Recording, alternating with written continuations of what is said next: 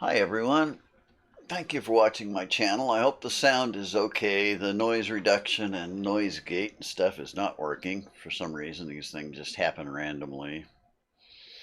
So you've got wall outlets that are heating up, or maybe you do. That needs to be fixed. So if you have an old house like ours, ours was built about around 1950, thereabouts. So I came in one day and I noticed where the heater was plugged in that the wall outlet was heating up, and the end of the cord, the plug-in, was heating up some. And what happens in this case and in others is the outlets have gotten sold and used so much, they've gotten corrosion on them, and they don't make contact the way they should with the cord. So what happens is that extra resistance to the current flow builds up heat, and you'll notice this most about around appliances that use a high amount of electricity, such as heaters that use a large amount of current. So the recommended course for that is to replace your outlets. These are all like 99 cents at Walmart, and they're perfectly suitable, though not high quality at that price. Obviously, if you want hospital grade outlets, you're going to look for something better if you're using it for high grade audio system or something, but these are just fine for short term. But I wanted to mention another problem we had with our house, and that's to do with the fuse box. Now, here's a good example here. Notice you can see the color of the brass on these is greenish, and you can actually see right in here, you can see the greenish areas where it's corroded. So the way to fix those is these, of course, snap out, and sand them with a fine grade sandpaper like 220 or something like that will be just fine. Sand them off and make them clean and shiny. They'll look either all brassy and all copper, but they won't be all corroded like that. So how I discovered this problem originally was I had my subwoofer in the living room, and every time my subwoofer would hit a good bass note, the lamp right beside it would dim a little bit. And that was due to the fuse box in that case and the outlets. The other types of fuses you can have that cause the same kind of problem, also these glass fuses. Feel lucky if you have a circuit breakers. You generally don't have to replace them unless they just die and quit working, get burnt out or something. But these kind of screw-in fuses should be checked and sanded on the button contact and around the outsides, and then put back in. Now, I have to point out, don't do this unless you know enough to be safe about it. If you're getting into the fuse box, you're going to have the power to those fuses cut off, or if you pull out this type, it cuts the power to the main box, then you can, of course, fix the contacts on these, and then you plug them back in. These going either one way or the other.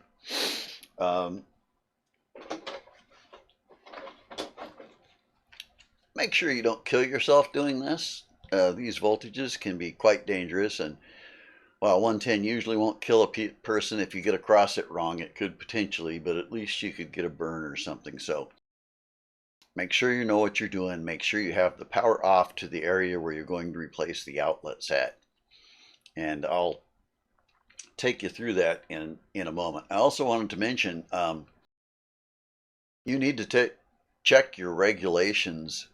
At least here in Oregon, it's legal, since I am a homeowner, it's legal for me to replace my own outlets like that. When you're going to do it, you need to make sure the white wire and the black wire go on to the correct, basically the same way you put it on. If it's not wired wrong, take it off and put the new one on that way. And then you've got a green ground connector at the bottom of that, which you can see a little bit in the camera, a greenish, but so we've got a little tester, and I'll set up to show you. But if you can't, if you're not legally allowed to do it and you don't own your home or you're in an apartment, you need to get a hold of the whoever is in charge of doing such things for the apartments. And like I say, if you were to do something and you weren't the homeowner and you did something and caused yourself a fire, then you would be potentially legally responsible for any damages or anybody who got hurt during it or anything like that. So this is something to be careful of. But if it's heating up like that, absolutely it's a danger, so it needs to be fixed. You don't want your outlets melting down. What'll happens in some of these types of cases is it starts a fire because, say, the added resistance of the contacts cause a problem. And since these things are only 99 cents a piece, replace the suckers. Okay, let me show you how to check and see if the power is on and off with our little tester. So we've got a little tester here somewhere. Apparently I've got to go locate it here. Okay, so this is a little outlet tester here. It's got a chart on the back, which you can't quite make out in this light. It's got 3 lights on the front, which will light up. And then, of course, the part where you plug it in, and all you do is plug it in. If anything lights up, your power is on. And I'll show you that. When we plug this in, this one's going to give us an error because the power in this house is not correct because it needs a ground and it's not grounded. When we bought the house, we didn't realize somebody had replaced all the old 2-wire outlets with 3-wire outlets but hadn't grounded anything. So that still needs to be done. I haven't done it yet because it's a bit of an effort. Last time I looked at the regs, we needed to put a ground rod every 25 feet all the way around the house and bond them all together and back to the main power box, which is actually doable. I just haven't got around to doing it yet. But then there's the aspect that not all the wiring in the walls has the ground connector, so that's a whole nother issue, getting ground wires to all the outlets. But yeah, anyway, so I'll show you this, and it'll show an error at first when we check it. Okay, so to my surprise, this one actually shows correct ground. So that's how it should look on this particular model. 2 green lights there and nothing on the red light. If it was an open ground like I expected, you get 1 green light, according to the little chart there, and not 2. So that shows good. Now we're going to go switch the power off, and that should go dark when we do. We'll just leave it plugged in for now, and we'll go do that.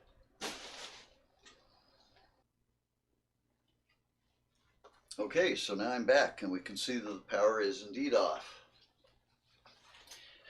So now that we know the power is off and we're not going to electrocute ourselves, and normally all it needs to be done is either, in most cases, flip a circuit breaker, because most people have circuit breakers, not these type of fuses. In this case, our house has both, and this room is on a circuit breaker. Well, it hasn't been removed in years, clearly. So that's what you'll find when you get in there. You got a screw on the top and a screw on the bottom. In this case, they're kind of painted in.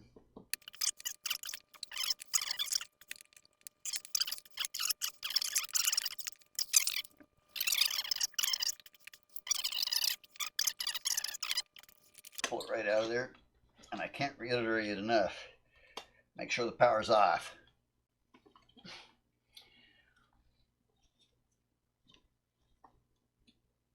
Okay, so on this one, it looks like there's no ground wire hooked up, but it was apparently being grounded through the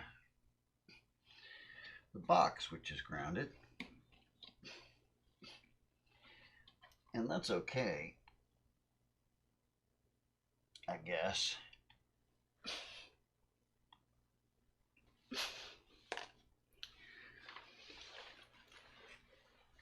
I'm not sure that I wouldn't prefer to have a ground connected to the other part. But really, this is inexpensive to do, and this one has new screws on it, so I don't need to worry about the old ones, which is good. Now this is another type of outlet which I don't care for much. You can see that here. This has wires poked into holes in which they make a friction fit. And I don't like that because that causes even more corrosion and stuff. It can potentially cause problems and can also be like really hard to get out. Ideally, you put a small screwdriver blade in here and get it out. Let me see if I can find one small enough to work for that. Okay, I found a small blade that's barely thin enough to get in there and release those, but press it in the hole and the wire comes out. A little square hole there.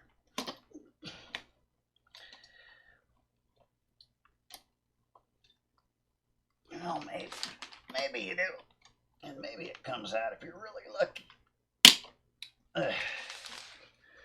Or maybe you have to break the outlet which you're replacing anyway, so it doesn't matter. Yeah, those wires are fairly corroded and greenish looking, and that tells me that's definitely a problem with that particular one. So we're just going to use a small piece of 220 grit sandpaper to polish these up a little bit.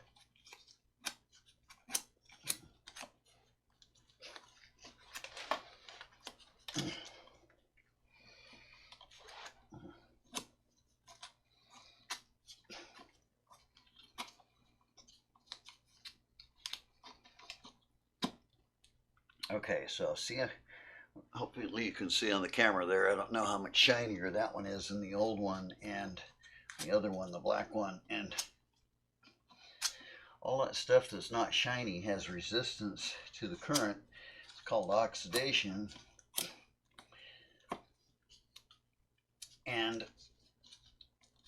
to get past it, the electricity has to flow through it, and it's flowing through resistance, and all that corrosion heats up the wires having to go through it. And of course it's also inside your outlet where you don't see it. So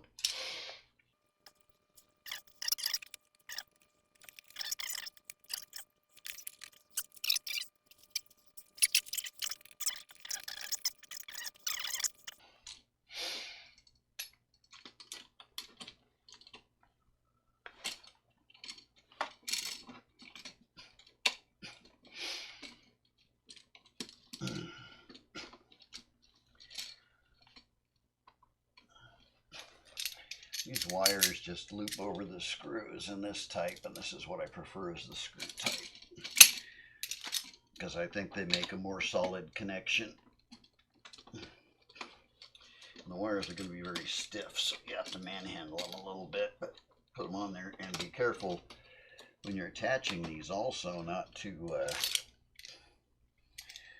break your outlet, since the outlet is plastic and the wires are very stiff, and so that's not too tough to accidentally do that if you're not paying attention or you're trying to push something around, it's being stiff and doesn't want to go into place.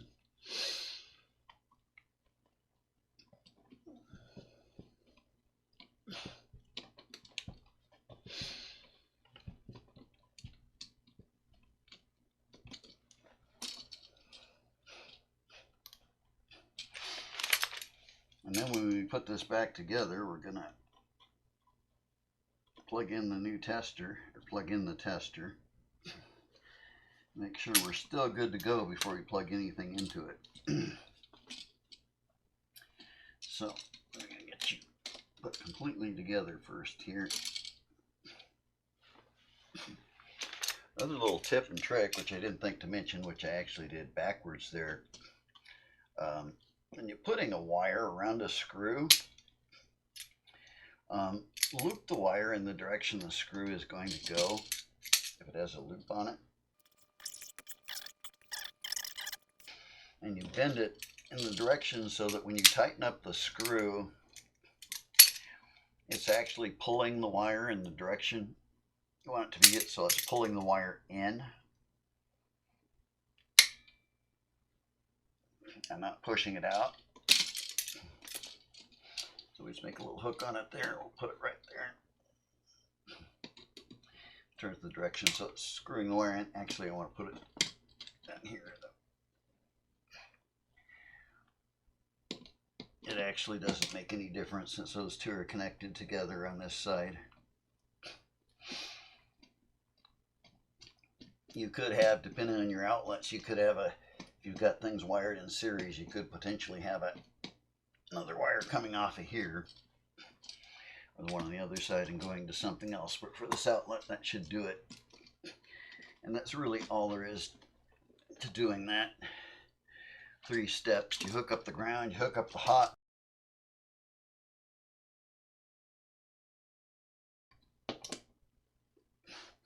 And the green wire is your ground, which is hopefully grounded. And like I say, apparently this must be the only room of our house. Of course, this was actually built, this is an outbuilding, and it was built later than the rest of the house. So, ironically, it might be the only part of the house that's wired properly, except for these old outlets. So,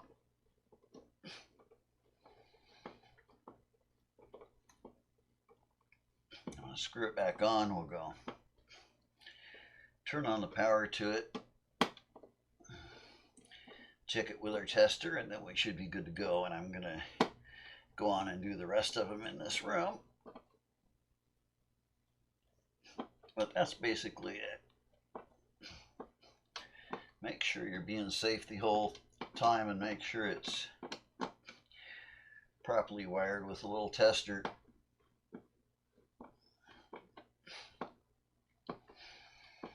I don't know off the top of my head any good, real easy way to test the outlets unless you were to take them out and check them with a multimeter for resistance, and that would be a big nuisance compared to just replacing a 99-cent outlet. If you have any doubt at all that yours are bad, just replace the sucker. Okay.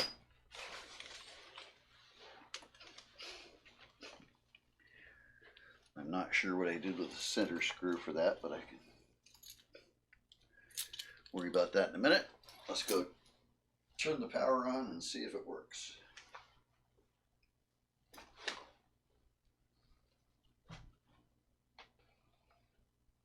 Okay, so take a little tester, poke it in there.